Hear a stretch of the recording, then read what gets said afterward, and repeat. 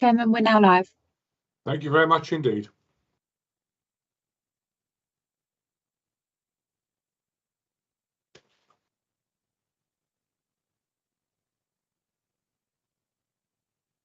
Good afternoon, colleagues. This is a live presentation. This is transmitting, so please remember that when you speak.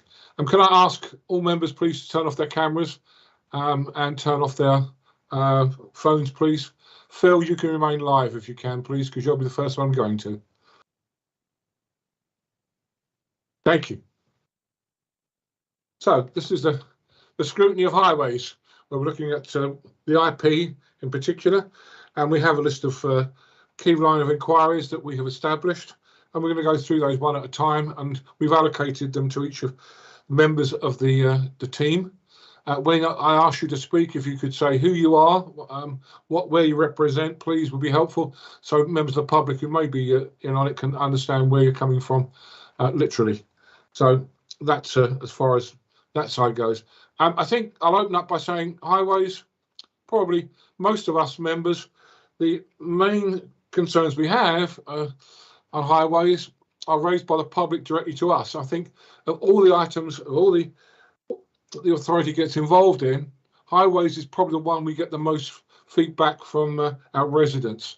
So this is quite an important scrutiny. They're all important, but this even more so because it does, the residents are very, very keen and enthusiastic to know what we're doing with our highways and how we're doing it, particularly with some of the issues that are going down now that we have on our list. Yeah? So I'm going to give you a chance to fill us in a bit, Phil. On our piece of paper here, it says you're going to have 25 minutes. You haven't. You've got between between 5 and 10. In fact, probably 6. So, if you could tell us particularly what we're interested in is what you're up to in terms of highways, but particularly challenges that you see with the budget in terms of meeting the needs of the community and therefore the needs of the people we represent. So, Phil, over to you for 5 to 10 minutes, please. Max. Thank you. Good afternoon, all. Well, under highways, because we're going to include transport as well, of course. Under highways, we maintained 5 kilometres approx of roads and also a similar length of footways and cycleways. The present maintenance contract was entered into under austerity restrictions back in 2012. And since then, core funding is now used to keep the network safe and operational.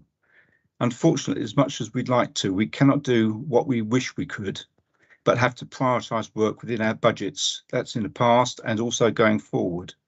And to do this, we use an asset management system and defect management approach to guide our work of our officers and our engineers and contractors. However, we have been successful in achieving substantial funding through active travel, £9 million, which has allowed us to look at providing schemes for cycleways, etc., to improve active travel. Challenges, recruitment and retention at the moment is the real challenge, as well as inflation, which we are working through with our contractors, because we're finding the skilled staff can earn more outside industry rather than local authorities. Because of the shortages in staff, we can't always act as quickly as we'd like to.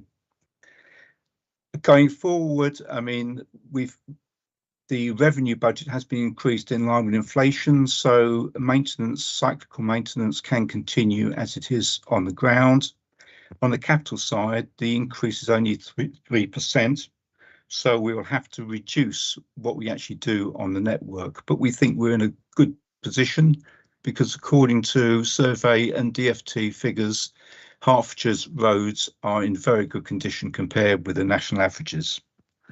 On the transport side, the main issues at the moment, filling my mailbox quite a lot, is buses. Bus operators are extremely challenged and struggling with driver shortages and increased costs, both in materials, fuel and staff costs. Just at the time when we're trying to encourage sustainable travel. So a bit of a chicken and egg there. We'd like people to use buses more, but they're saying to me, we're not going to use buses while they're in such a poor state of operational effectiveness. Hopefully the BSIP funding, which we've achieved recently, about £30 million, will help us to work with operators more to improve services although I have to stress we can't use it to actually subsidise non-commercial and non-profitable routes, which unfortunately operators are now looking at to see whether they can actually sustain them or not. They come to us occasionally saying we can't continue a certain route and we have to race around, phone around our contacts to actually get other operators interested, and sometimes that's not possible. So that's one of the major challenges on the transport side. I think I'll close there, Chair. Thank you very much indeed, Phil, and thank you for spending 5 minutes to do that. We understand and the issues, and I think the pressures you're under are not unusual when it comes to costs and when it comes to staffing. We're noticing that certainly all over Herts County Council, aren't we? So it's an issue which I know is on the scrutiny panel's list of look-ats in the future. So we're going to start by looking at that subject very dear to our hearts, which is potholes, no? And what we've got in our budget to look after them and what we're doing around them. And I'm going to ask, if I can, Stella to come in to talk about the points we raised, which was, are we acting quick enough, 24 hours for 50 mil potholes versus what some of our neighbours and fellow councillors are doing? And are we getting the best value for money for our current contracts? So Stella, over to you. Hello everyone. I'm Councillor Stella Nash. I represent St Stephen's Division. Phil, good afternoon. First of all, a big thank you to you and your team for everything that you do and the service throughout the whole of the year, not just throughout the winter too. Phil, the recent cold spells, literally overnight, potholes of all shapes and sizes appeared. Not your fault, it's the weather, it's there. However, our response time is 24 hours for 50 millimetres and 40 millimetres on designated cycle routes. What's your feeling on this? Do you feel this is a fast enough response, given the amount of potholes and that we've got out there at the moment, sort of throughout the whole of the county? I know particularly in my area, it's an issue. And I guess added on the end of that is, will we have funds available to improve that side of the Absolutely taken for granted, and I should have said that, the funds. Thoughts, Phil? As you'll appreciate, that the more quick the response times, the more expensive it is. I mean, reactive maintenance is a lot more expensive than preventative maintenance. That's why we prefer preventative maintenance.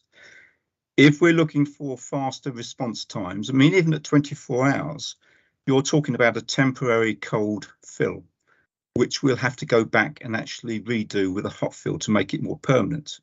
So what we try to achieve is a 5-day turnaround to achieve a more permanent repair, a hot fill that lasts for a lot longer than a cold temporary repair will do. I mean, it's a bit difficult to compare us with other authorities because some authorities say 2 hours, but yes. I assure you they have very complex sort of response times, and to compare like for like is very difficult. And in 2 hours, you can't really do an effective job. I mean, we try and get a triage officer out there straight away to actually assess the damage, as it were, and decide what time frames we can go back in.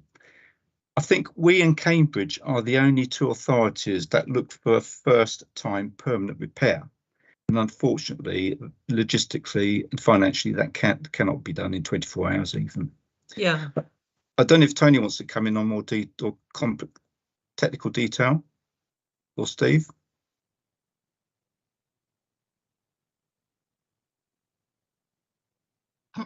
Thanks, Phil. So I'm Tony Boucher. I'm the Director for Highways Operations at Hertfordshire County Council. Stella asked about the money, and for pothole repairs, we use what we call Category 1 funding, and we try to balance the spend in Category 1 with another pot called Category 2. Yep. And so as the year goes on, we try to make sure that those two, the total of the 2 of them, stays within the right number. But when we have adverse weather like we've had just before Christmas, and with the extended rainfall we've had since Christmas, and that puts quite a lot of pressure on those budgets. And then we discuss with finance colleagues how best to cope with that. So our first call is to try to manage between the 2 budgets themselves internally. And usually we're successful in doing that. Yeah, there is a natural question that's coming through based on what you've just said, and that is winter comes every year. How much are we not able to plan ahead? Yes, we budget. Knowing that apologies. it's like Christmas, it's there every 25th every year. Yes, winter comes every year, and we plan on the basis of a long-term average, the amount of gritting runs that we do, and similarly on the Cat 1 repairs. So we use all those data, and that informs our budget. And then we refine that every year based on the latest data that we have. So it's impossible to predict what will happen from one winter to the next, but we do the best we can. I appreciate your answer. Thank you. I would stress that the cold snap we had, the snow on a Sunday night, Monday morning, and the freeze for the next week was fairly extreme in our experience, and that caused our gritters to go out 3 times a day. And obviously the weather then affected the roads. The freeze-thaw effect actually increases the incidence of potholes. You know they're going to occur, but you don't know how many, and you can't fix them before they arrive. I know. And unfortunately, the gritter drivers are often the people that go out and fix your potholes as well. So it's a bit of a balancing act there. During that cold spell, I would say the gritting was absolutely magnificent. It was great. Well done. Thank you for that as well. You saved us. I guess the other part of that was we were asked the question: do we think we're getting bang for our buck with our suppliers on this and the contract we have with it?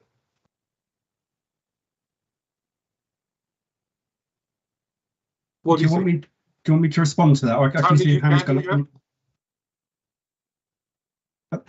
Yes, on cost, we pay actual costs with our contractor Ringway for these repairs. So it depends. Whatever the best deal is we can get on the supply chain is what Ringway get, and then we pay their actual cost for the repairs. So the value for money is built into the way we do the contracting.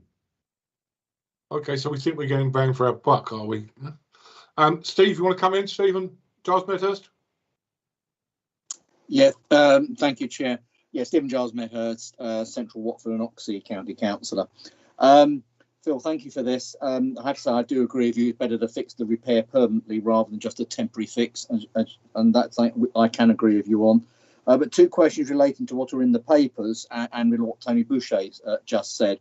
Firstly, the differential on pothole triggering intervention levels of 40 millimetres on cycle routes and 50 millimetres on other routes. What is your view? These are only on designated cycle routes. What is your view about doing other cycle routes that form part of the local cycling and walking infrastructure, routes that are being currently adopted by the County Council? And I note the majority in the report of Cat 1 defects are on unclassified roads and thus are 5 to 20 working days. Tony Bush has said intervention levels are a mixture of Cat 1 and Cat 2 potholes. As I understood it, Cat 2 potholes are not dealt with in the same frame time, 50 to 20 working days. So could you clarify that? And I suppose this is the other thing that all of us do get, is that a gang will turn up, fill one pothole, and there's a pothole next to it, which as far as the residents are concerned, should be filled and is left.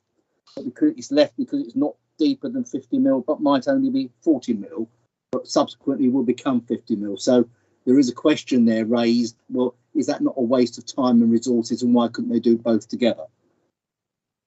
I think there are 2 things there. As I said, we cannot do all we would like to do, and we set the intervention levels as to what we can do to keep the roads safe and operational within our budgets, and that's why the intervention levels as they are. On the footways and cycleways, we have got an assessment criteria with our asset management approach to prioritise high priority footways and cycleways, etc.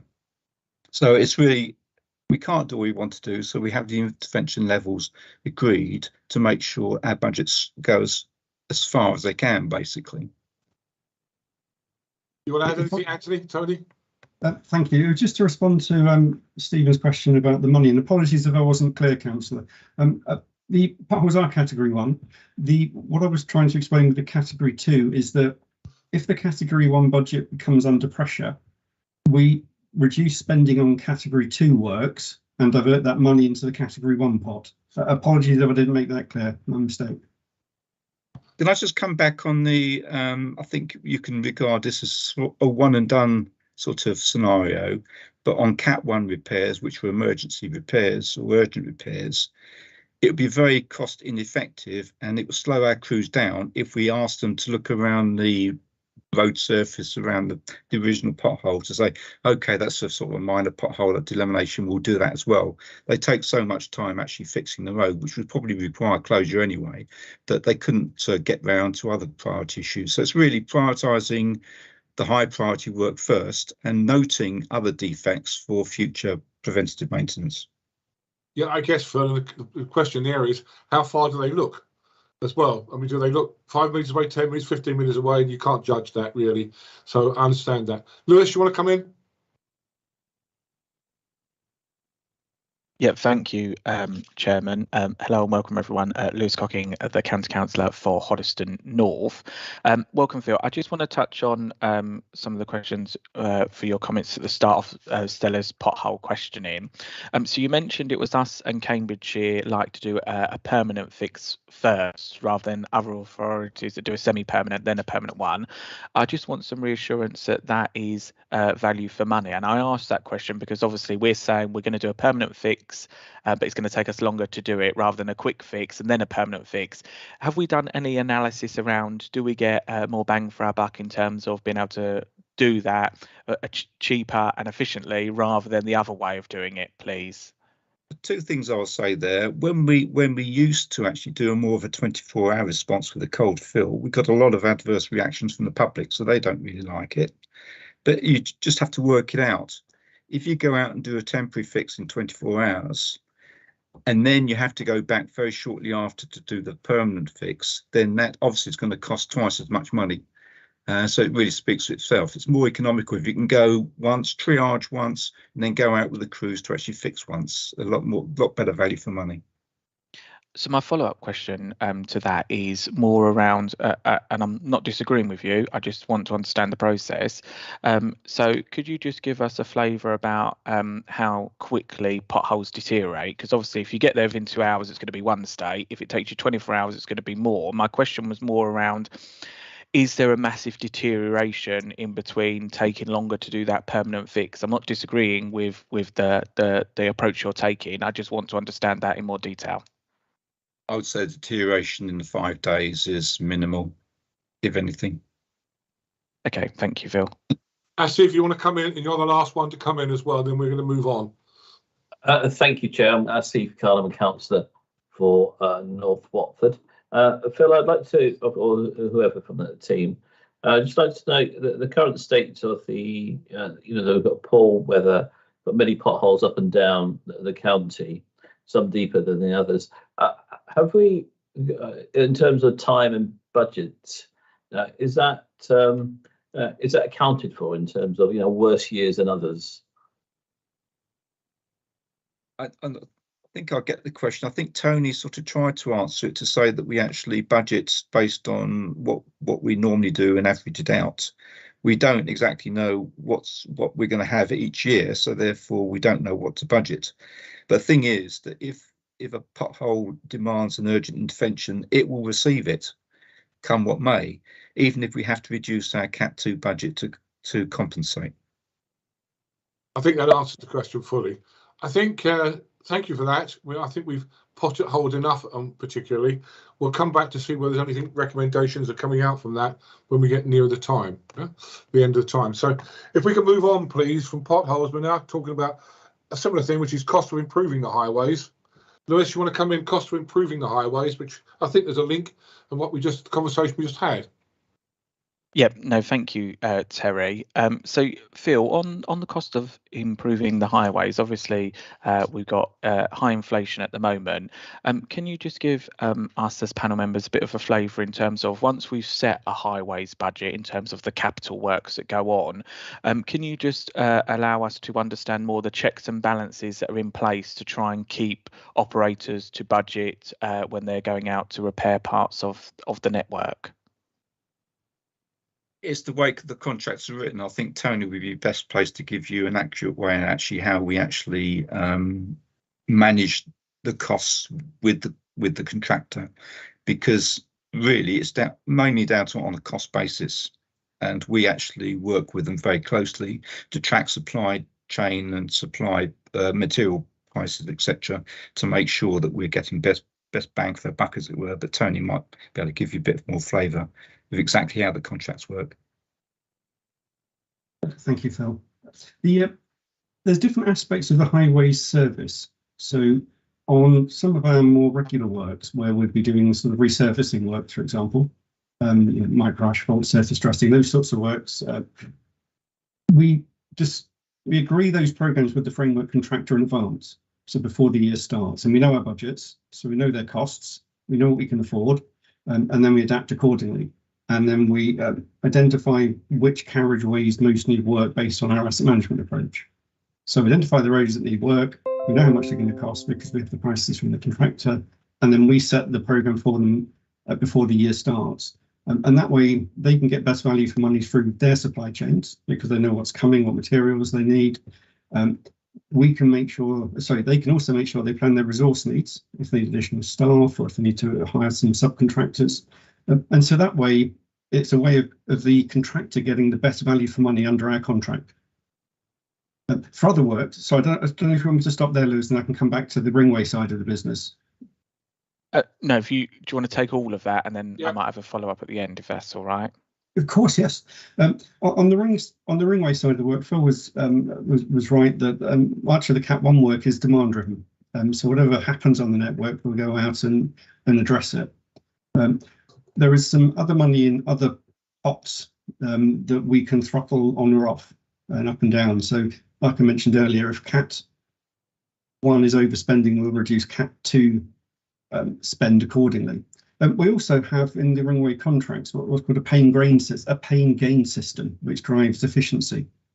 So it's part of the contracting that the contractor benefits if they can come in cheaper, and we also benefit. And that way it drives the right sort of behaviours throughout the contract. Back in, Lewis. And then, yeah, please, if I may. And then just in terms of, so I suppose you've kind of given an answer to specific projects of when we're doing major resurfacing. And then I suppose I've got a question on the contract with Ringway, particularly around efficiency. How do we make sure, or what checks and balances have we got in place to make sure that every penny is being spent wisely and we're getting as best value for money for the taxpayer across Hertfordshire, in specific to what Ringway do and the type of work they carry out on our network for our residents? Thank you. As you would imagine, we have a lot of key performance indicators, which we monitor monthly. We also have a system of audit where our auditors will go out and check the quality of the work. So it's not just the cost, but what's actually happening on the ground. Within that system, we have a huge number of KPIs, some of which get reported regularly to the Highways and Transport Panel.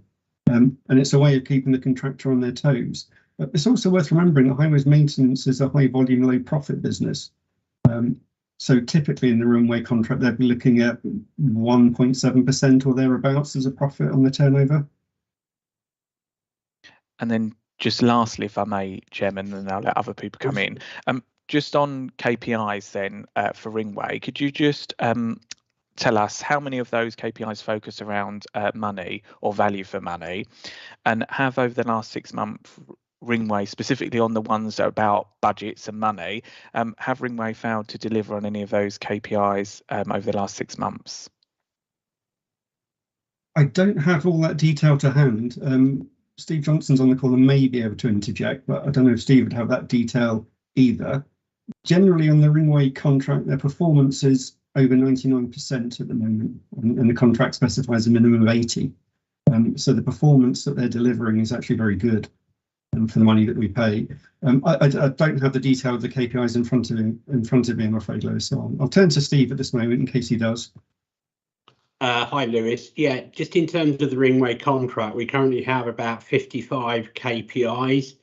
They're typically more around tasks being done within time. So it will be sort of potholes repaired within the 24-hour, 5-day, 20-day repair time frame.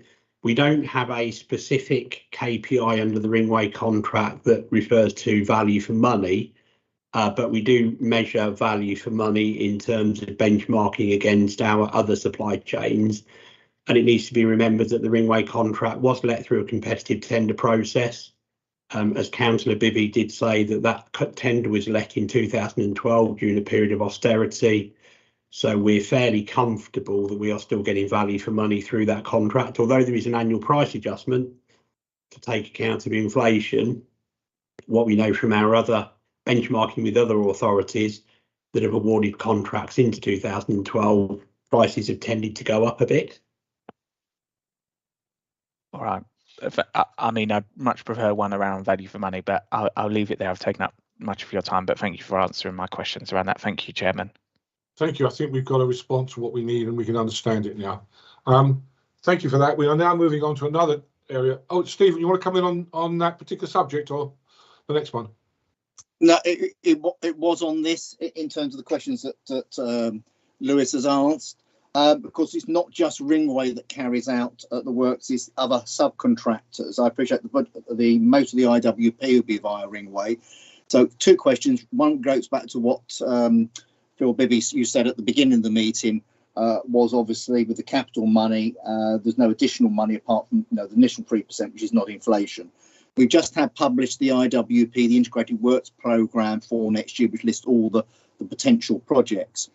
Has that taken into account that we may not, are those ones we're going to do, or are these ones that we'd like to do, but we may not have enough money for all of them?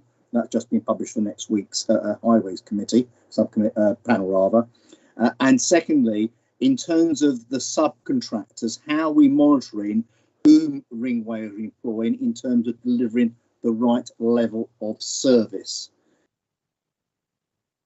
On the IWP numbers, there's just over 1,000 schemes in the IWP, about 300 less than we would like. But as I say, I think we're in a good position to actually weather that.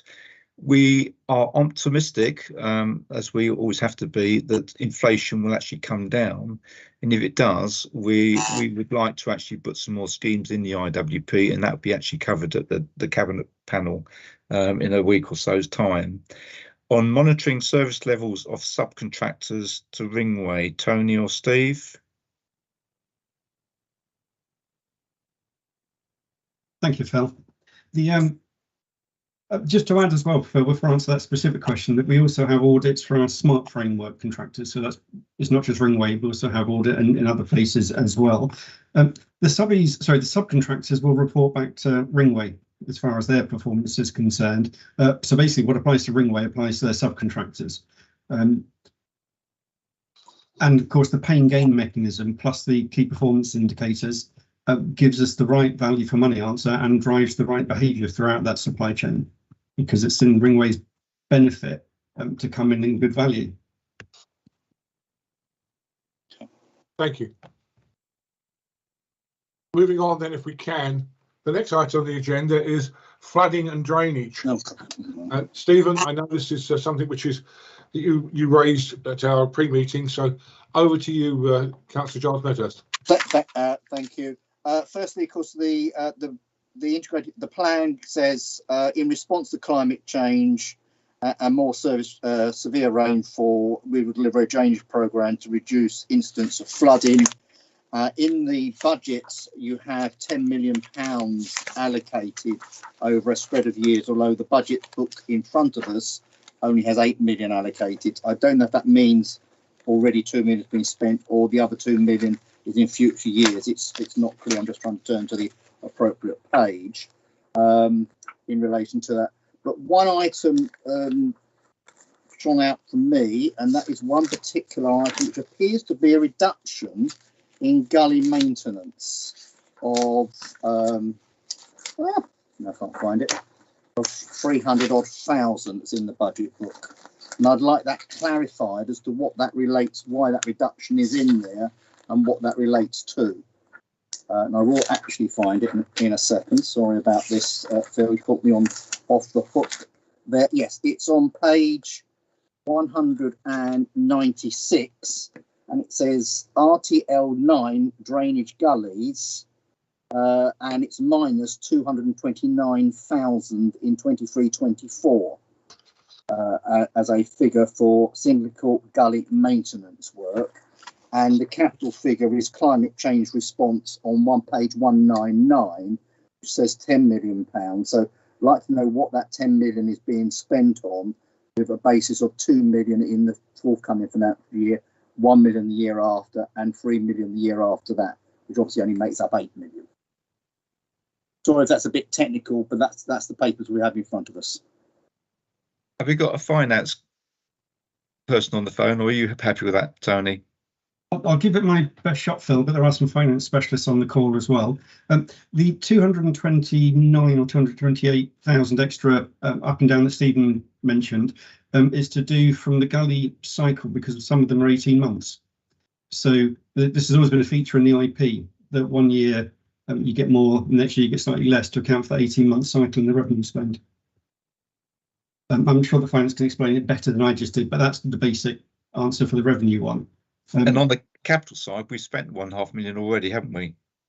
I'd need to double check with the team exactly how much was spent, but the total budget for the climate change response hasn't changed. So even if we haven't spent everything this year, it gets rolled forward as a capital programme into next year. So we have to work on basis of sort of projected spend, but any underspend gets rolled forward anyway. So the overall programme stays exactly the same in terms of value. Hold a minute. So you say the underspend on revenue or the overspend on capital? Capital. Thank you. Yeah, I would like written clarification of that, because I did ask a senior director at a briefing meeting last week, and he confirmed it's a £229,000 reduction in the budget for this coming year on the. That's the way it is in the budget at the moment for the gully maintenance. It's not an increase; it's a reduction. And he said basically, if it's not shown there, it would have been spent in this financial year, and they don't roll forward those figures. So I would like clarification what has been spent on what the Danish drainage schemes are, and could we clarify what drainage projects that relates to? I appreciate, 10 million perhaps won't go very far on some very big schemes, but I think we've all got drainage issues in our various divisions, and it won't cover everything. I understand that. And I suppose finally, as part of that, when will there be a published programme for what is due to be spent in the next financial year? So I guess the question there is, the programme, you've got some money to spend in there. Do we have a detailed programme of that, and is that available for us to see? Yeah? Yes, thank you, Chairman. Yeah. Thoughts? We developed the programme in year. So we identify schemes based on investigations that we do, and then add programmes in year. So we don't have a sort of forward programme for here's all the drainage works that we're going to do, because many of them are based on what we find when we send in the investigation units. So it's responsive rather than active. It's planned based on our investigations. So it's planned responsiveness, if that makes sense. I think just to clarify, if we have a big problem on drainage, we're looking to investigate what the problem is, design our way out of it, and then do the work. So until we've investigated and looked at it, we don't really know how much we're going to spend. I think that's the answer there. Okay, Stephen, you want to come back here before Lewis comes in? It's still not particularly clear what that is being spent on. I suppose it's really having that information. So will this be a host of maybe small blockages, or are we talking about large schemes, or based on what you just said, I think the answer will be you don't know at this stage. I've probably answered your question. And I suppose is that going to dealing with the perennial problem that we have of block gullies, and actually having seen a team doing very good work yesterday. I have to say, unblocking ones blocked by builders. Clearly there is some good practice going on there. But the other related question, I understand this has came up at a previous scrutiny, is the fact we have no machines to deal with underpass flooding. Could you clarify that? I understand that came up earlier at a previous one. We have to borrow machines in to deal with flooded underpasses. Can you clarify if that's going to be dealt with in the new contract? And I think the question there really comes in, is there anything in the budget to cover that? We couldn't see anything in the budget that would cover that sort of thing. We don't have a tanker that we use to pump materials away. It's very expensive. and it also has to be discharged as contaminated waste. So not only is using a tanker expensive, it also doesn't contain a lot of water. So if it does pump stuff into the tanker, it's not taking it away. And then when you dispose of it, it costs a lot to dispose of it. Yeah, I understand that. So in other words, we have nothing in place, nothing in the budget for that particular type of operation. Nothing specific, no. So we would still continue to borrow that or hire it from third parties. If we really needed to, yes, but they're quite rare. And in fact, the most recent one was on someone else's assets in the subway. And so Highways England, so National Highways as they're now called, dealt with that. Okay, thank you. Lewis, you want to come in? Yeah, thank you, Chairman. And I suspect in my inbox, like everyone else's, the only thing I get emailed more than potholes about is drains and overflowing and flooding on parts of the highway. So just so I understand, it's more of a clarification question. So we're saying we've put £10 million in, and I get you don't know what you're going to spend that money on until you see what comes up for in the year. But just take, for example, the most common flooding incident that we get around a drain on the highway. How much from start to finish does that cost? And the reason why I'm asking is so I can kind of then understand what I'm going to get for the £10 million, so I can judge, is that budget needs to be bigger, less, and around that. So just around what's the most common issue, and from start to finish to solve that around one drain on a road, how much would that cost? Unfortunately, it's a bit of a piece of string answer, I'm afraid. It depends what the investigation finds. So if, for example, the unit finds that there's some tree growth into a pipe, then the tree cutter on the unit can get through that. If we find that the outfall is blocked, so if you imagine where the drain eventually finishes, there's a river and the river's in flood, the water's got nowhere to go. So no amount of cleaning the drains is going to make any difference. The water's still going to end up on the highway because it's got nowhere to go. The cheapest repairs can be just a few £1,000s, but but it can quickly escalate depending on how much of the road you need to excavate, what drainage system you need to put in place, and so forth. I'm sorry, I know that's not a very precise answer, but. So let me try asking it in a different way. How many drain investigation works did that budget allow me to do last year? I'd have to look up the figures. I can probably do that in real time. Yeah, if you could just get them and put them with the minutes, that's fine. But thank you for that. I'm making a note there. Ashley, if you want to come in. Oh, yes. So I'm just looking at it. Yeah, I can see the 229 reduction in the drainage budget, but also in terms of are there any other budgets that could be used to help with the drainage? For example, the climate change budgets and things like that. Because a lot of the new drains and floods and flooding in particular areas is linked directly with climate change, and any recourse within using those budgets. I did see a budget line of 10 million somewhere there, but that could be the same thing. Yeah, the 10 million is the climate change or climate adaptation, so that is for drainage. Yeah. And because you mentioned the 2 to 8 asset the same way that Stephen did, I don't know if finance would want to jump in now, but that's revenue money, and that is just to do with the cyclical programme of the 18-month gully cleansers, which is why it goes up and down. And if it's a movement statement in the finances, it will show a movement down in the year when it goes down and up in the year when it goes up. It's on a regular cycle. Finance on the call if the chair wants that clarified. I think if I just come in there and say one other thing, of course, what impacts on this are leaves. Drains often get blocked through leaves, and the clearance of leaves guarantee every year the leaves are going to fall. If you happen to live in a town which has lots of trees, or a village lots of trees, and I do, then leaves block the drains, and the drains being blocked cause flooding. And I think that's something which we know is going to happen.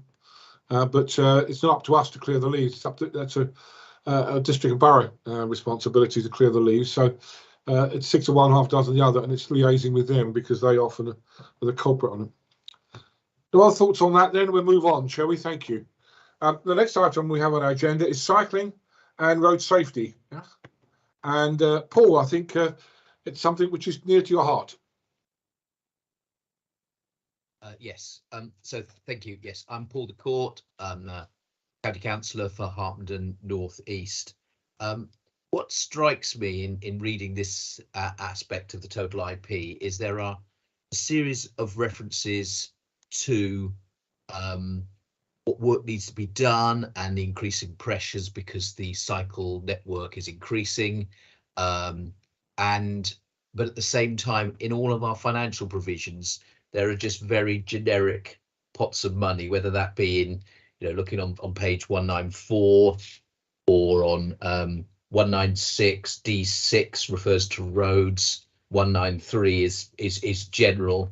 There's for me words about active travel and cycling, but I'm not getting the confidence that the money is going to be spent on that. So specifically, do we recognise the need to spend money on maintenance of the cycle paths that we create, whether that be looking at the surface of that and also indeed vegetation overgrowth, because typically cycle paths are at the side of the road where the hedges and everything are. So that's my first question. I mean, yeah, cycleways and footways are surveyed, and they're actually prioritised in a similar way that carriageways are prioritised based on their sort of use. I mean, the busier footways obviously gets more priority. There's a life cycle model that uses condition information, which is collated with survey data to actually prioritise footways. In fact, historically, we've spent about £5-7 million a year on footways. Have we not, Tony? Yes, because a lot of HLB, so highways locality budget money, members allocate towards footway repairs, as well as the core programme that we deliver. Yes, if I can come back on that, one of the issues about prioritising on use, particularly for cycleways, will be that when they become less safe and more difficult to use, they are not used as much. And then the analysis goes on that they're not being used very much, therefore blame the cyclist, basically. I mean, I know we're not trying to be specific, but there is a route between Harpenden and St Albans, which is very poorly maintained. Now, other people look at it and say, oh, look, the cyclists, they're cycling on the road. So they're not using it. Well, there's a reason they're cycling on the road, because it's poorly designed and it's poorly maintained. I won't respond to that specific one, Paul, because I don't know the detail of that individual one, but our cycleways are surveyed on a regular cycle, usually every 2 to 2.5 years. And because cycleways don't suffer from the same surface damage as carriageways, they rarely disintegrate or deteriorate at the same pace. Broadly, the heavier the vehicle and the more powerful the rotational force on the axles, the more damage it causes. And you don't get that with a bicycle. So cycleways don't tend to deteriorate at the same rate as carriageways, but we survey them every 2 to 2.5 years, so we can identify the areas across the whole network that needs improving and where we get the most bang for our bucks. And it's worth putting into context that our footways and cycleways combined cover 10 million square metres, and they're surveyed every 2 to 2.5 years, and then we identify which ones are most in need of treatments. I think if I add there, I think if the cyclist, if we identifies as a problem with the cycle raid, I would hope that, like people with potholes, that they do report them, and that reporting them do get followed up. And that's really, I'll take your word for it, Tony and Phil, that they do get followed up, because these people are riding on this track, and if they see an issue and report it, we do follow up on those as we would do with, I use the classic example of a pothole. Yeah, we do. Yeah. Yes, we do. Okay, super, thank you. Paul, you want to continue? Yes, I will. I'm not going to go down this rat hole any further, but I would say that we've heard a lot about residents talking a lot about potholes. I mean, being the biggest thing in the mailbox or whatever. I would say that over an annual cycle, so excluding obviously what's gone on in the last few weeks because of the snow, I get as much from cyclists, and often though that is about the condition of the road rather than just a cycle path. And we know that a lot of potholes damage opens up at the side of the roads for various physical reasons, and that is where the cyclists have to travel if they're not on segregated cycle paths, and quite a lot of them are not and never will be. So I have found it more difficult with fault reporting to get roads that are not in satisfactory condition, I would argue dangerous condition, and my local highways manager has confirmed that it felt, I haven't just done this off my own back. I found it harder to get them done, certainly with any sort of priority. So I make that as a point. I don't make that as something we take further today, but I don't think we should be at all complacent about that. Not that I'm suggesting either of you two were. I'm just saying it's something we must continue to refer to. And that was my concern in the IP document, that there was not specific reference to spend on cycling. And so I felt it would drift in one direction if that was the sort of became the sort of perceived wisdom about what needed to be tackled. So what was actually Thank the you. budget for cycle routes there? I'm just trying to find it. Maintenance of cycle routes. What do we have in the budget there? Not footways, cycleways. Hopefully Kate's on the call, or Georgie from finance, because my understanding is that in the budget it's included within highways maintenance. Highways maintenance includes carriageways, footways, cycleways, and probably something else. But Kate is the oracle on these matters. Yeah, the cycleways budget is included as part of the carriageway maintenance. So we don't have an exact number for that. It's part of the big pot. Can you give us an idea, Kate? It is as part of the IP. I don't know if it's part of the IWP. I don't know if it's break. I'll have a look. And I'll confirm. Yeah, we can put how much of it, and we'll ask that question as a follow-up later. So don't get terribly excited about it. Yeah, we'll do it later. Stephen, you want to come in? Yeah, it was indeed on that, and in the past I've asked, and it's been provided to members, a list of how the highways budgets, which totals some getting close to 70 million, is broken down in terms of what's spent, i.e. Cat 1, Cat 2, cycleways, flooding and so on. I think it would be useful to have that breakdown, given it's such a significant budget overall. But related to that is the question of maintenance of designated cycle routes, how they are dealt with as a criteria, because originally when we started with cycle routes, they were colour coded, mainly green with markings on. I know we've gone away from that, understandably so, since then. But getting even the cycle symbol on the routes refreshed or cycleway signs replaced seems just to go into an endless pot, which can take years and years before this refresh. Is there actually a programme for dealing with refreshment? Or is it just it takes its chance with everything else? And therefore included in the total kitty. Any thoughts, comments? No, I'm happy with that. For this stage, I think we've covered what I wanted to cover at this stage. I appreciate the comments that I've got back.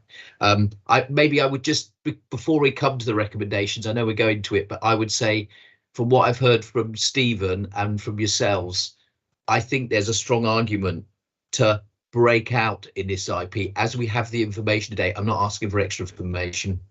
Kate said he had it about what is good, what is designed to be spent on cycleways, because we can then monitor that through the year.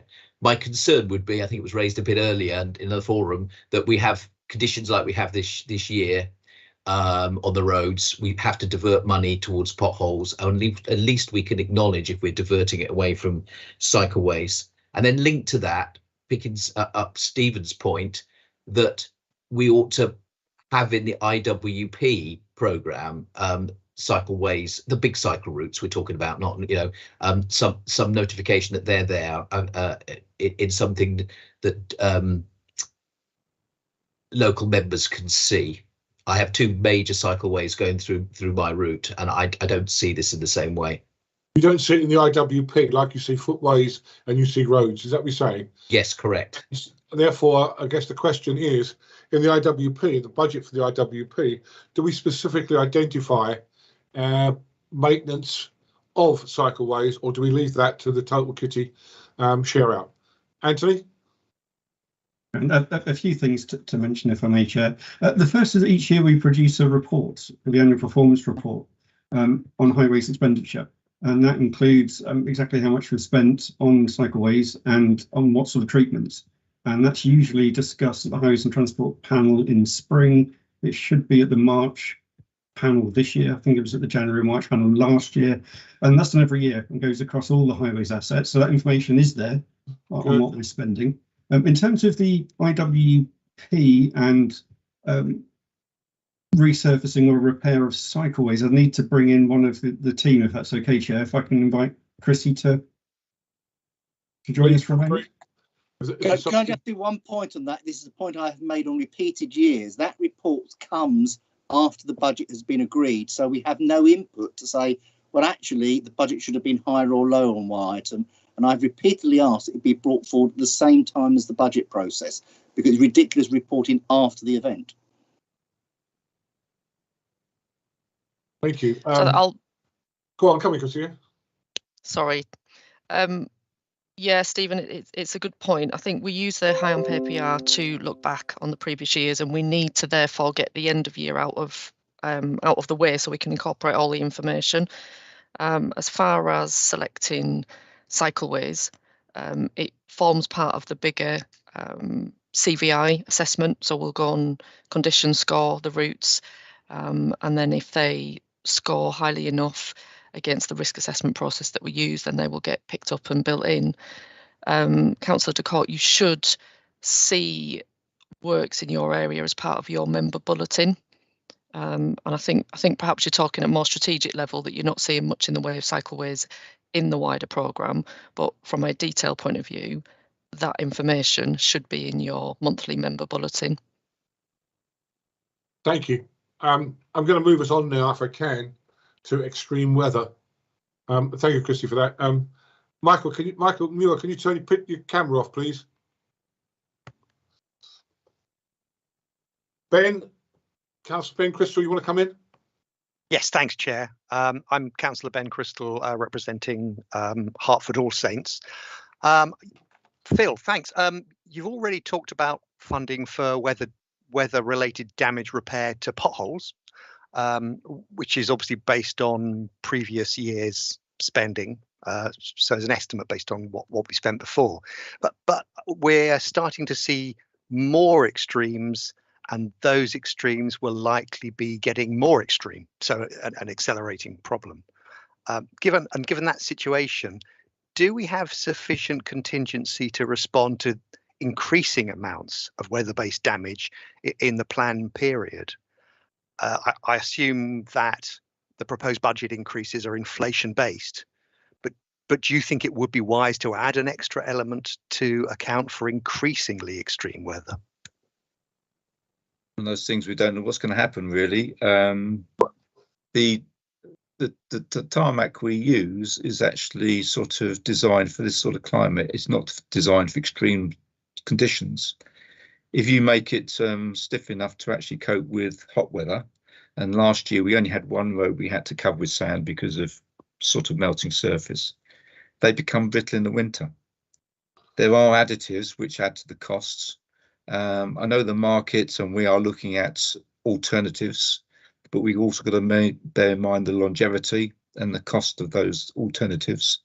But you know, we're looking at planning for more extreme weather situations, but it's very difficult to know what's going to happen and budget for them, to be fair.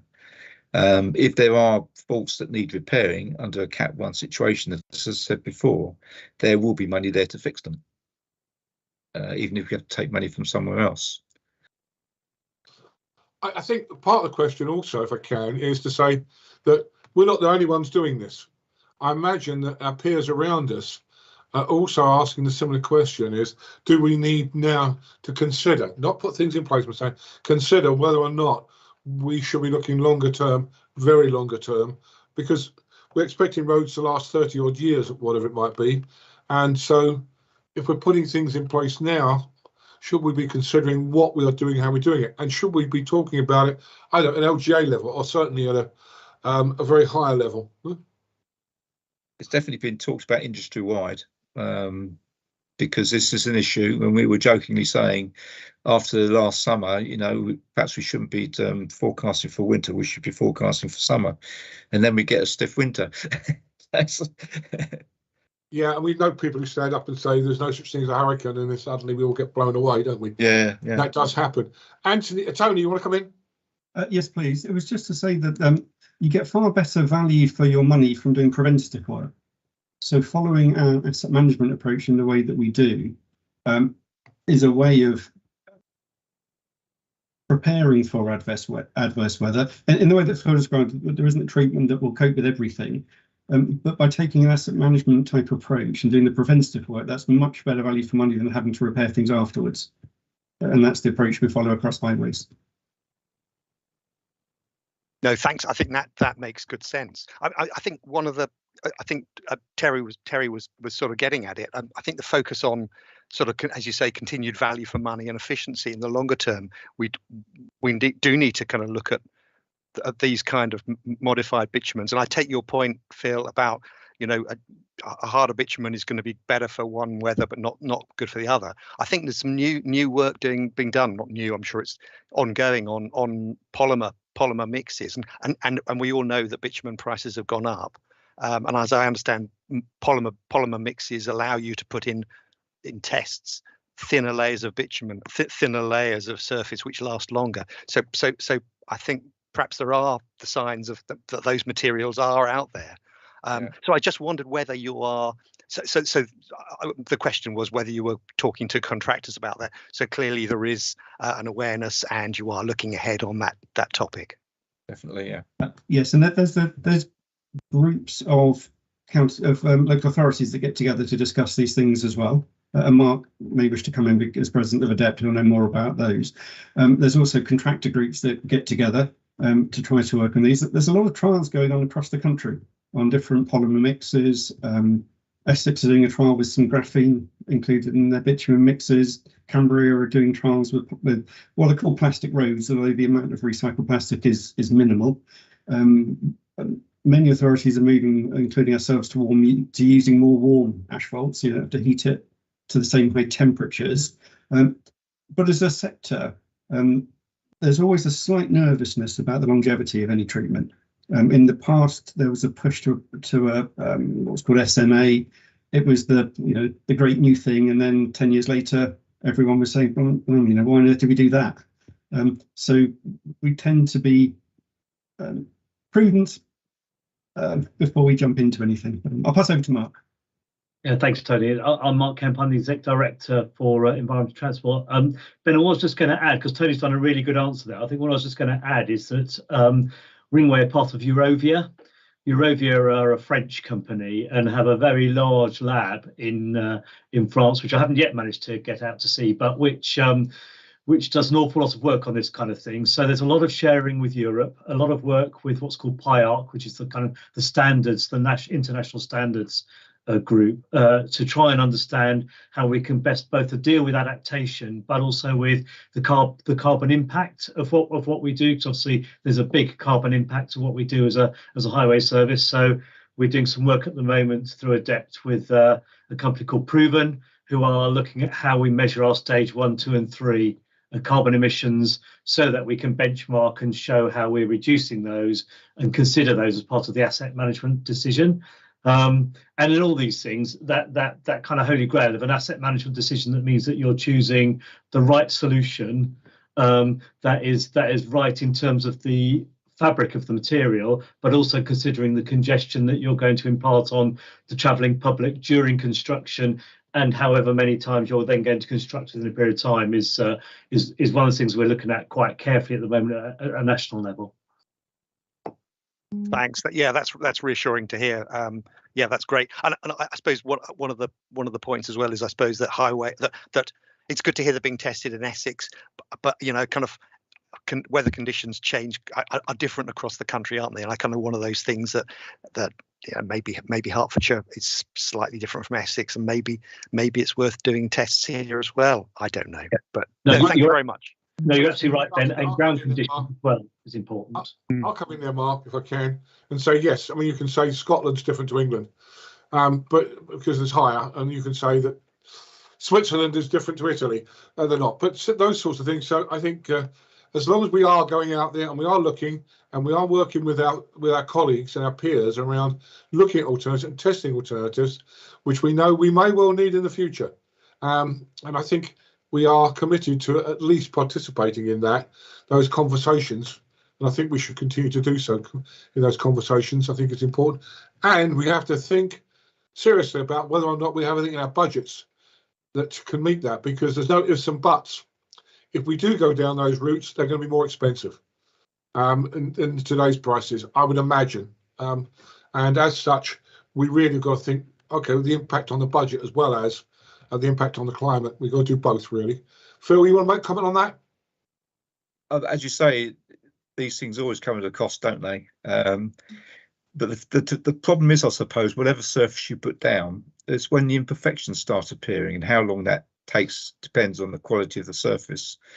And when utilities dig up the roads, they create imperfections overnight almost, because of the standard of stuff they put back when they fill up the holes. So it's the imperfections that causes the real faults.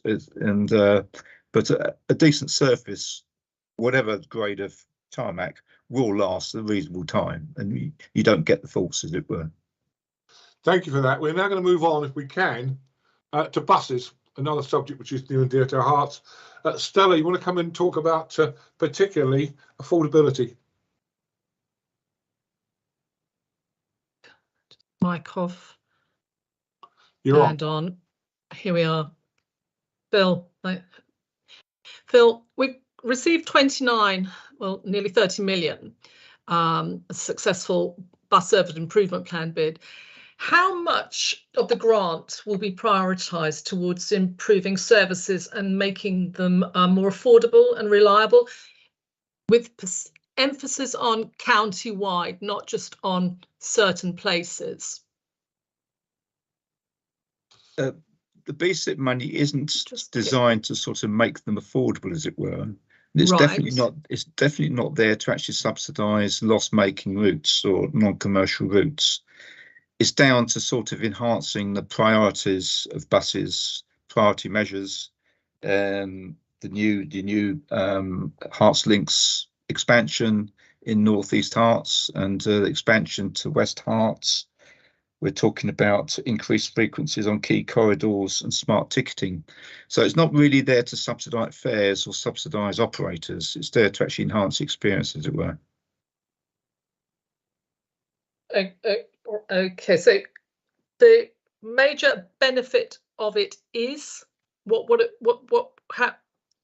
the major positive of it then? What's the gain? Yeah. What is the gain? Increased service, punctuality. Across the county? Across the county, yes. That's a big positive. Obviously, across the county. Increased bus availability through the Hearts Links. As I say, in North East Essex, two more buses, and over in West Hearts to Coram, there will be 2 buses. So it's improving the bus connectivity to rural areas. Right, following through on that, how do you get to that area there will have 2 more buses, but Brickett would, we don't know. How is that? How do you get to that? I just know from my bag, as well as potholes, has bus emails in it, and I know not probably everyone does, but mine does, and it just says services are cut, Stella, and we're standing here, no buses arrive, and I do try to follow through on it, and I just thought, we have we have now money coming through. What can we do? Yeah. Well, on the Hearts Links, you might be able to come in, Simon, as to how we've actually assessed those routes. Yeah, so Simon Eyre is a director, and one of my areas of responsibility is transport.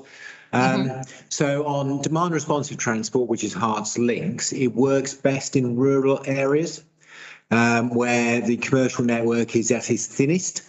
and also timetabling is very difficult. So where, I'm not saying brick and wood is an example of this necessarily, but particularly sort of town service areas, demand responsive isn't as productive. So we focused on the rural areas, hence the East North Herts first scheme, and then in the west of the county. What we are finding as well, though, it is very popular. Not surprisingly, perhaps, because it's quite different from a normal timetable bus service. So we will always be looking to roll it out, but it is also worth saying it doesn't make money.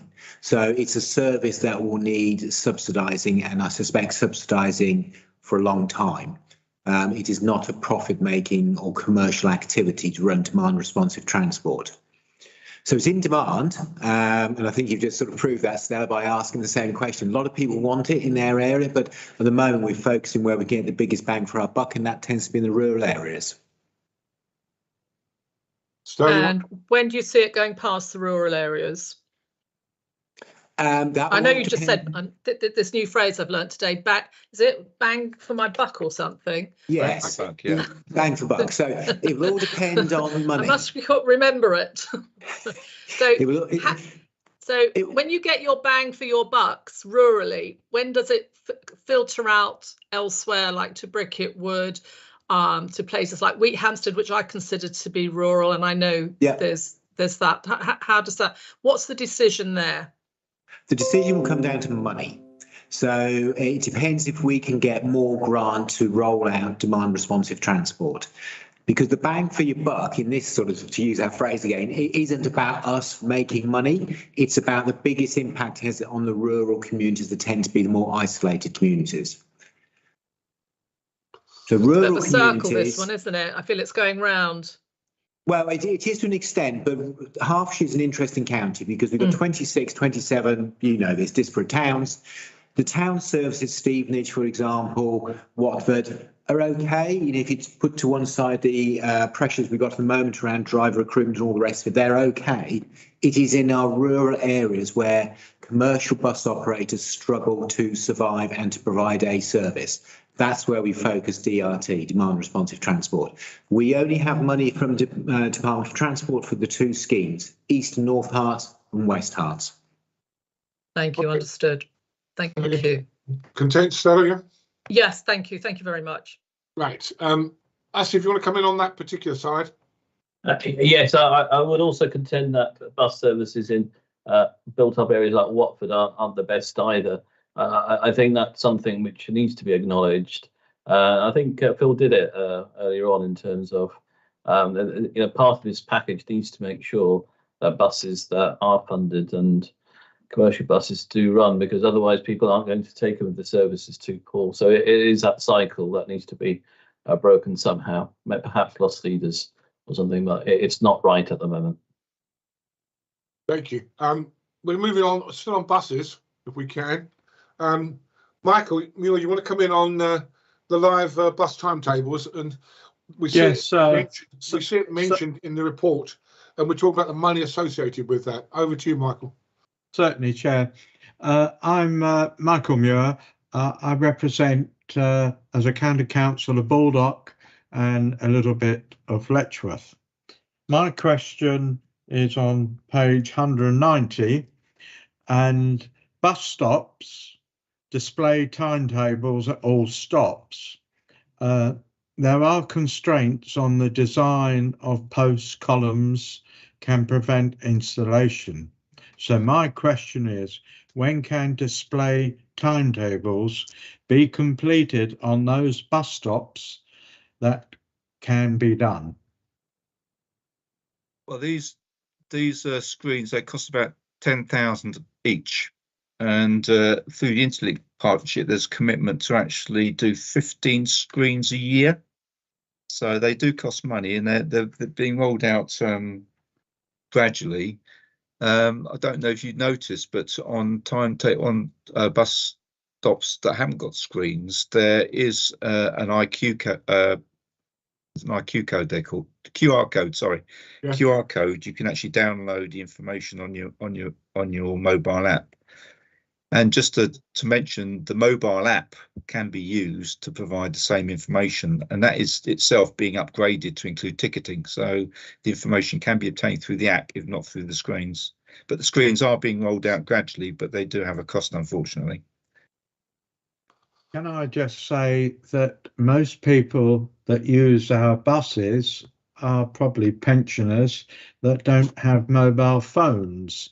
So really, the quicker we can get them out, and hopefully we can do more than 15 a year.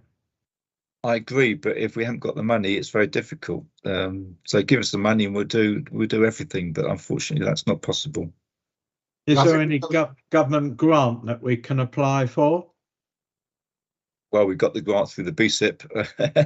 I think we got a lot of money out of the government so far for buses. So. I think we did. Okay. I don't think that it'll be high on the priorities there of the government either. Stephen, you want to come in?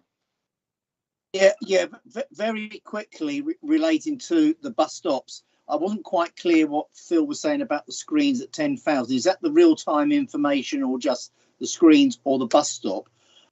So, for instance, in Asif and Mines area, the bus stops are in fact funded by a commercial operator for a commercial operating contract in Watford via the Borough Council. Whilst I appreciate that may not be feasible across the whole county, there must be other urban centres, and there clearly are, where that would be possible. Has that been explored any further elsewhere or been discounted, or what is the position? Simon? Yeah, I might look to Andrew to just help me out on this one, but certainly across the county, bus stops are funded differently. There's a company we use called AdShell, I think, Andrew, that's correct. What they tend to do is focus on the shelter themselves rather than the sort of periphery stuff like the real-time information, which falls to us. Is that correct, Andrew?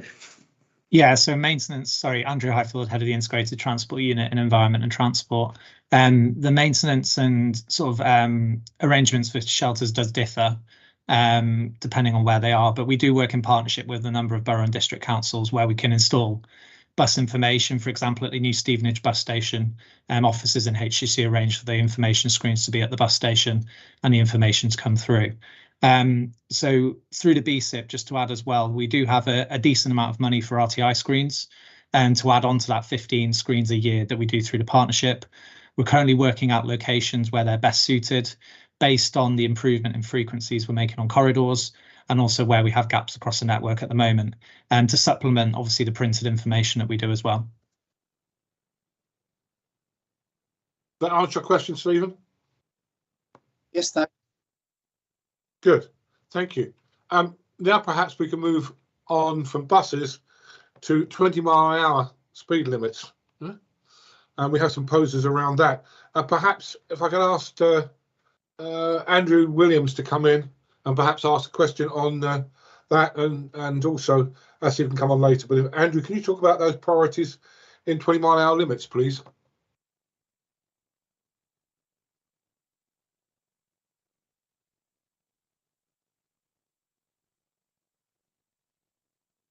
Not hearing much. In which case, then, Asif, you want to take it, please? Yeah, no problem, Terry. So in terms of the budget, there's a £7 million budget for 20 miles per hour roads introduction where they're viable and affordable. So how will the £7 million be used, and should not all roads near schools, for example, be on a 20 mile per hour zone be considered?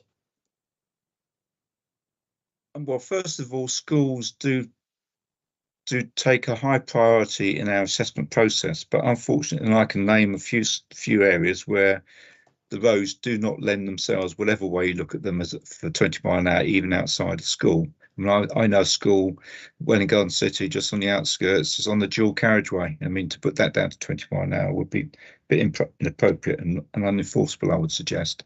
And we know one Stevenage as well, don't we? Yeah, absolutely, John Henry Newman. Yeah. Yep. So it's not always the case, but schools do take a large factor in our prioritisation. How we're going to spend the money? We've committed about £900,000 this year, which is the first year. And to be fair, a lot of the modelling and surveying had to be done, and some of the equipment was more expensive than we thought because some of our lampposts weren't capable of taking the black boxes we put up. We had to put down loops, etc. We tried to sort of decide, well, perhaps do we really need the speed survey if the speeds are clearly in the sort of mean speeds recommended? But the police do actually insist that we do actually have robust data to reinforce speed limits, otherwise they wouldn't cooperate with us.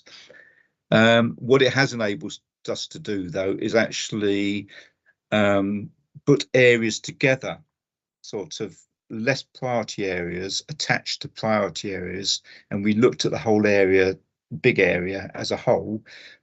That's going to produce a lot more cost efficiencies and a wider area of 20 mile an hour than just the priority issues. So it's been a bit of a complex exercise for our officers, but they've done a fantastic job in actually getting to where they are now, where they are able to start rolling out the actual 20 mile an hour limits.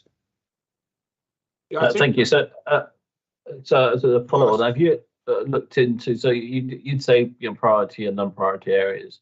So, but there are, I can tell you Watford as an example, I'm sure, and other county councils in that area would say that a good district-wide approach is probably more appropriate in terms of that, and will be far more cost-effective in terms of having that approach. So, for example, in my division, it was very piecemeal, but we rolled it out, and it was painfully long process doing it. But if there was agreement amongst the district with the borough councils in there and the local district members, the county councillors in the 6th division, for example, in Watford, were in agreement of that. I'm pretty sure it is.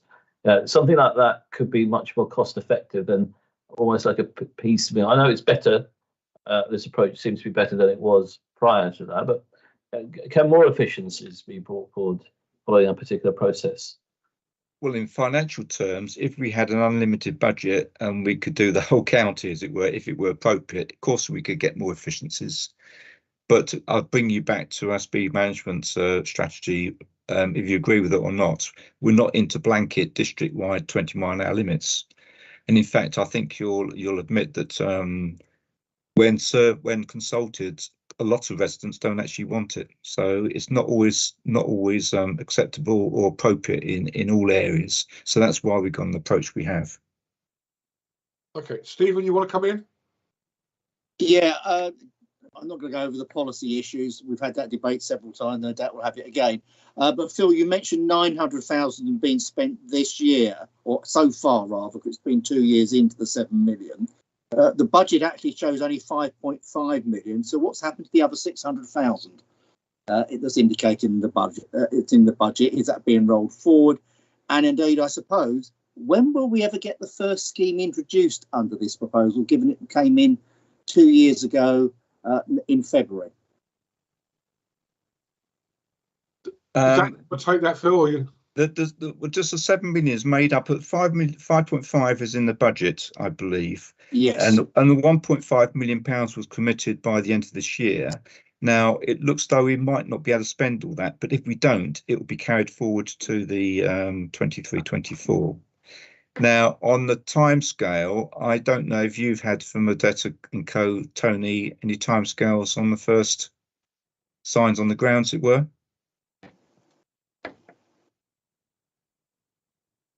I might pass this one over to Rupert, because he manages that programme, Phil. Okay.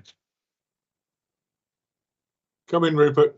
Yep. Hi, Rupert Thacker, Head of Highway Strategy and Implementation. So, as Phil said, we've been through a slightly longer process of working up plans for bigger areas to deliver more efficient schemes on the ground. That slightly elongated planning process means that we're hoping to potentially get some signs on the ground supported by the relevant formal aspects of the TROs, either the end of this financial year or early next financial year.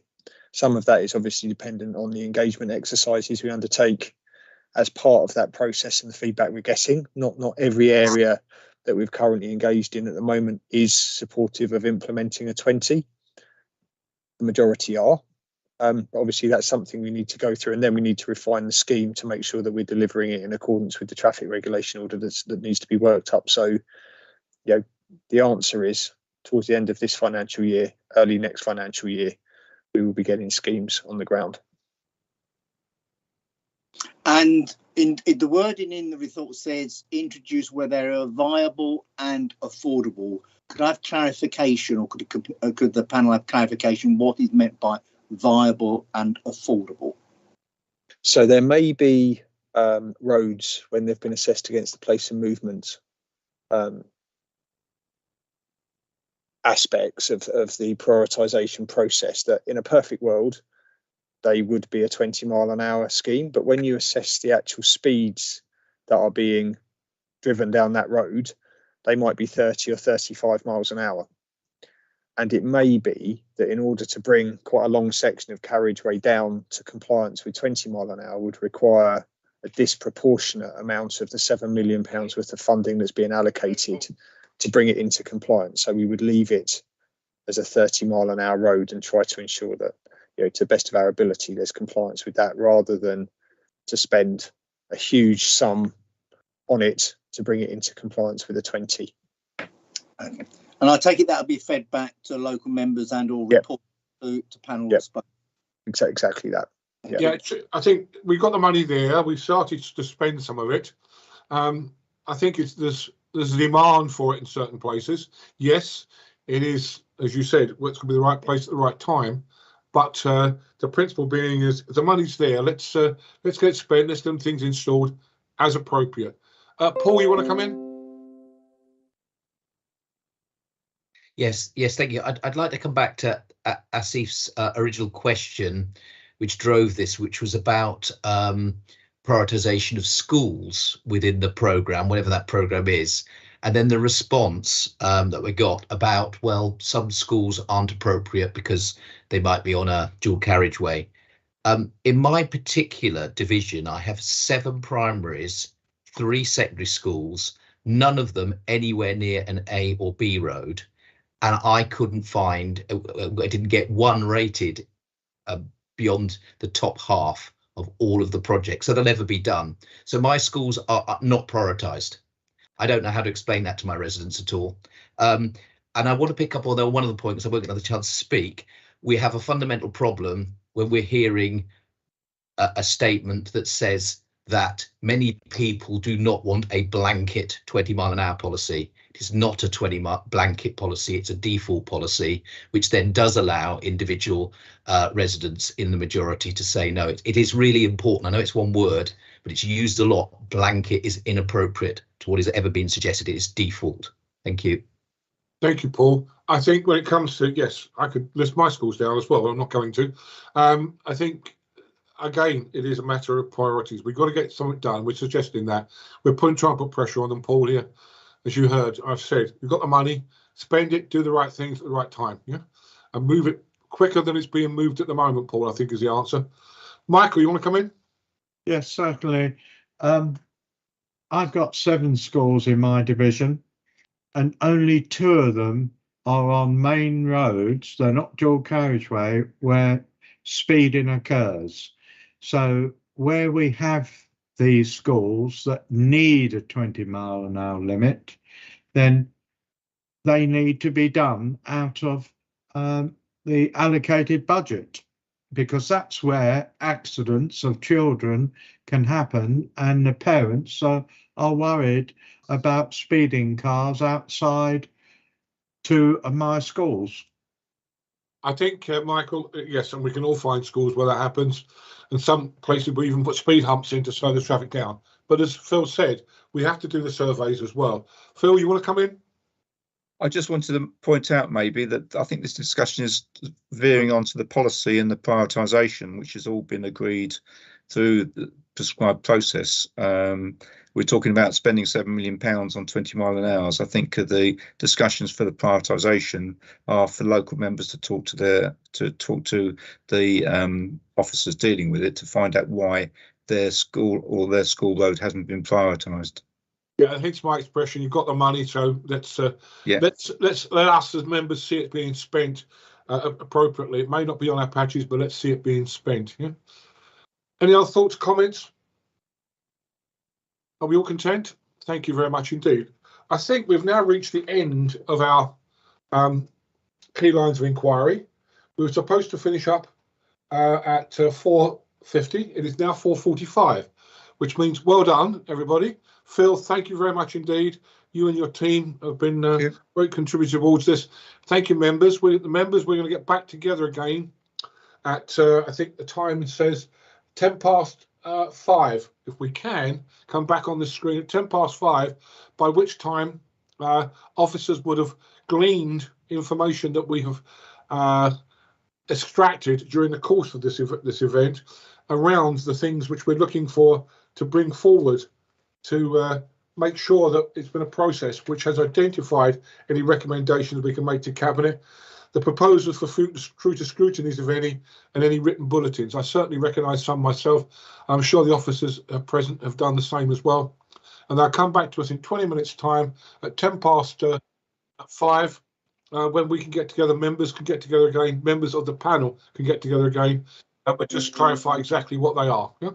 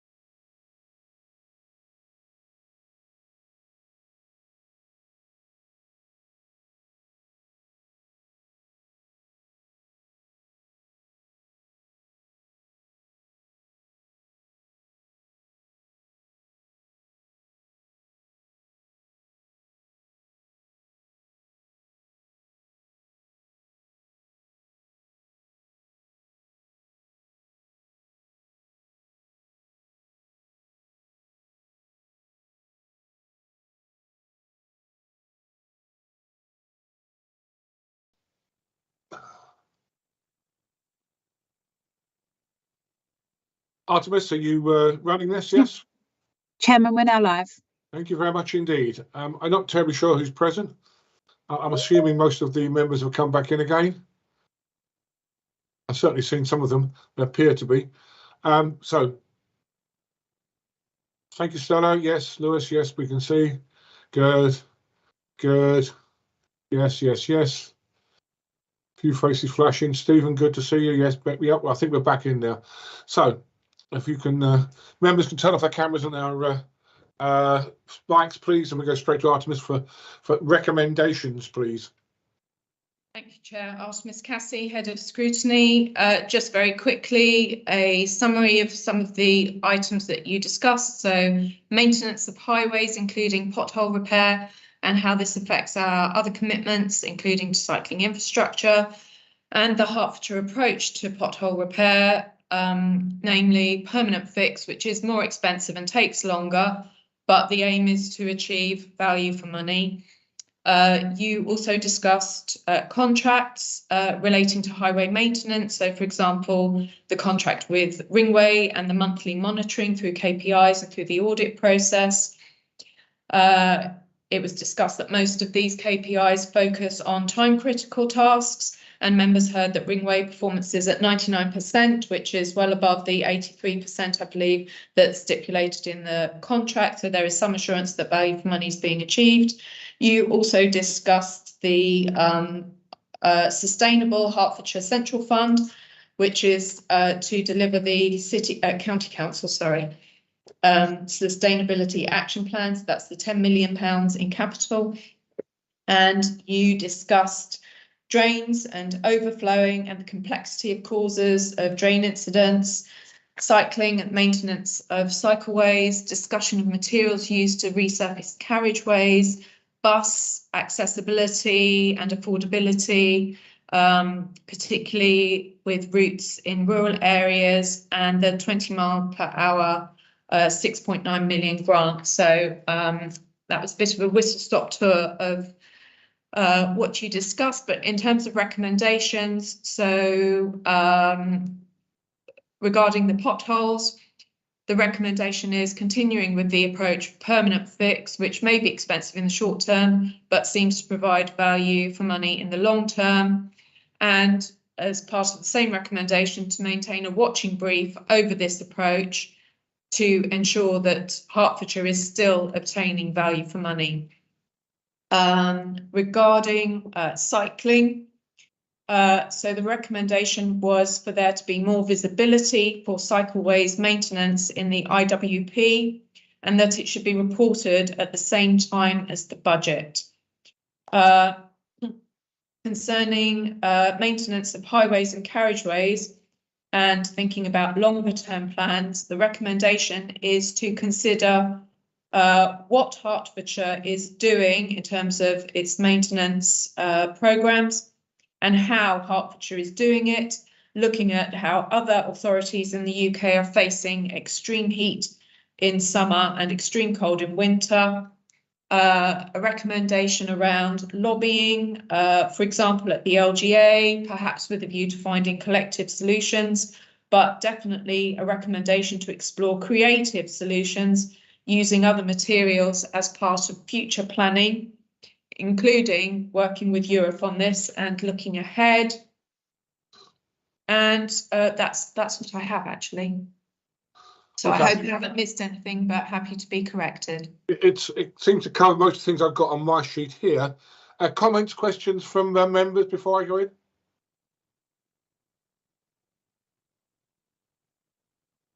Lewis first. Thank you, Chairman. It was just around contracts and Ringway. I do think we've got to make sure there are KPIs around. I get the ones around delivering on time, but around value for money. And I know that covers lots of areas that we spoke about, particularly around when they're out to fill a pothole. That's just one example. Can they do something next door? Or for example, when a road's closed, are they doing investigations in terms of doing some stuff they could that's already in the pipeline to do when the road's already closed because of another issue? So I would like something around making sure we're getting value for money on our projects if possible, Chairman. No problems with that. Artemis, pick that one up, yeah? Yes, thank you, Chair. Good. Paul, you want to come in next? Yeah, this is quite brief. It's per what Artemis said regarding cycling. It's just the phrasing of it with a second bit, but it talked about being in the IWP, which is good, and then said reported in the budget. Just for clarity, I think we want something that said planned or forecast spend reported separately in the budget. There's two elements. They're doing a backward looking thing at the moment on the panel, saying this is what we spent. So we need to have something that suggests that actually in this IP process, or we should see a separate item. They know how much it is. That they were able to say what it was. Kate Isles was able to say, and then we can hold them to account by it. And then if we have it separately put in there, so put it a forward look and separately reported. Thanks. Yeah, I think you're absolutely right there. If we can, it help. Yeah, to have that separate. We have footway and we have highways. We should have cycleways so that we can identify rapidly and see what's been spent and what's planned to be spent on those particular, if we can. Yeah.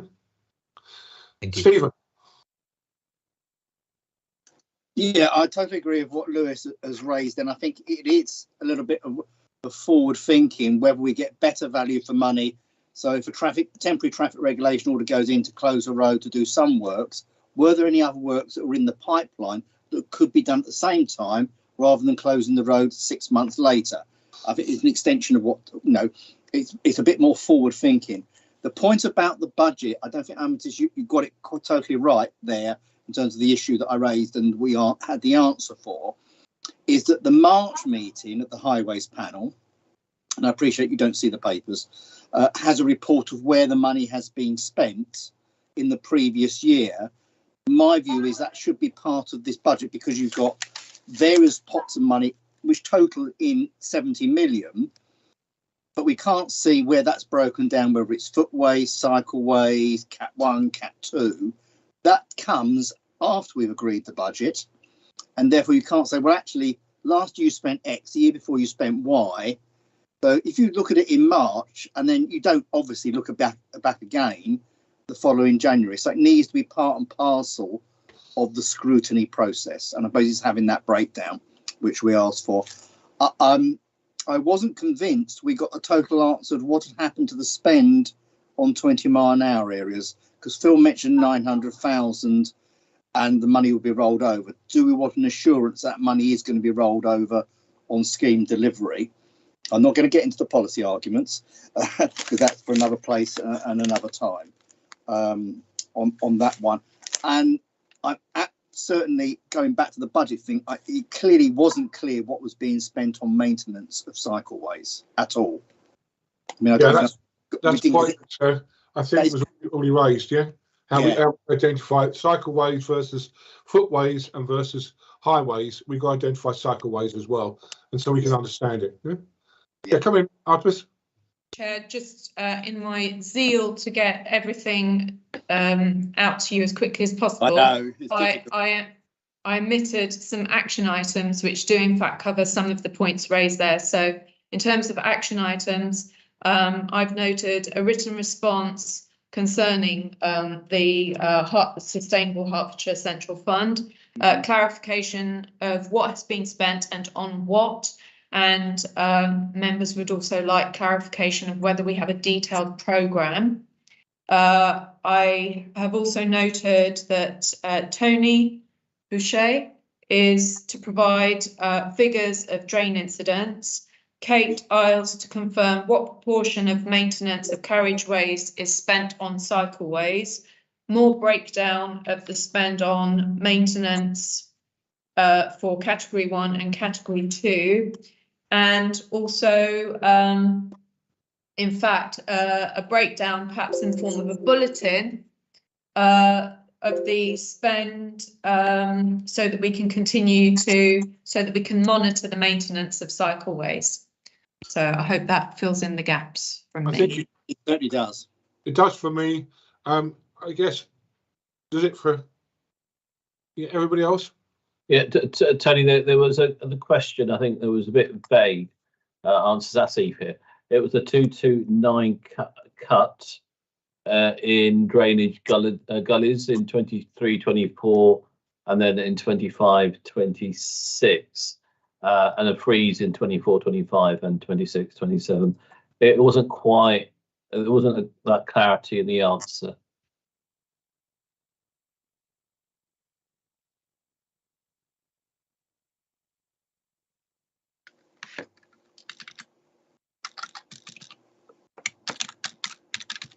Artemis, yeah. Thank you. Yes, I've noted all of that. So thank you for that. Asif, you got a comment? No, that's fine. Okay, you're content. So, based on what we have been, and I thank you very much indeed, Artemis and your team, for putting these together so rapidly. And I've just gone through my list on my piece of paper. I scribbled notes down, and you seem to pick most of them up. I won't go into some of the other minor ones, but you picked up most of them either as recommendations or as proposals or as written bulletins.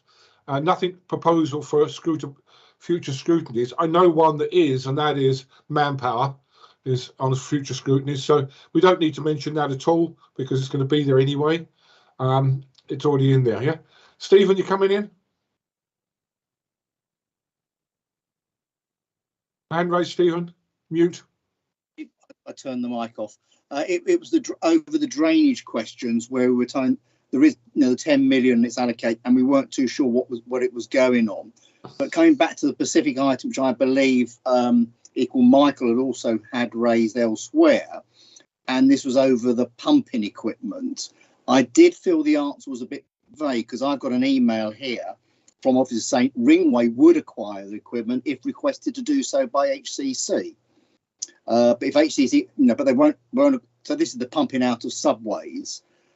I feel we should be asking for officers to look, given the incidents of flooding, whether or not then it is now the need to either have Ringway have a machine that we can rent out, or as part of whoever is a new contractor post Ringway, if it's not Ringway, that we do have some specialist equipment to deal with flooded subways, and that needs to be further investigated. I would pose that as a point to raise.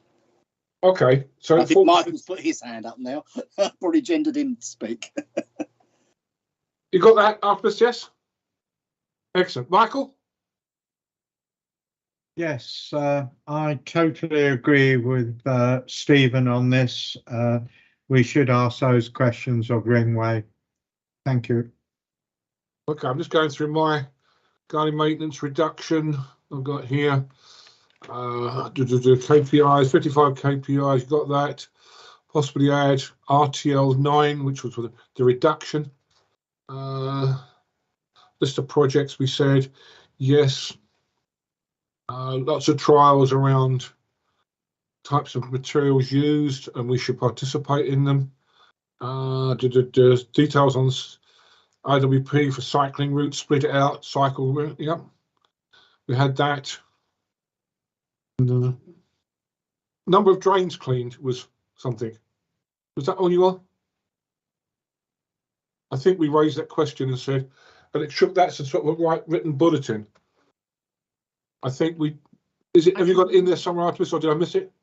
No, I did say it, but we can have it as a bulletin rather than as a just a written response. So yeah. I think it's a bulletin. If they can let us know, keep us informed of the number of drains that are cleaning.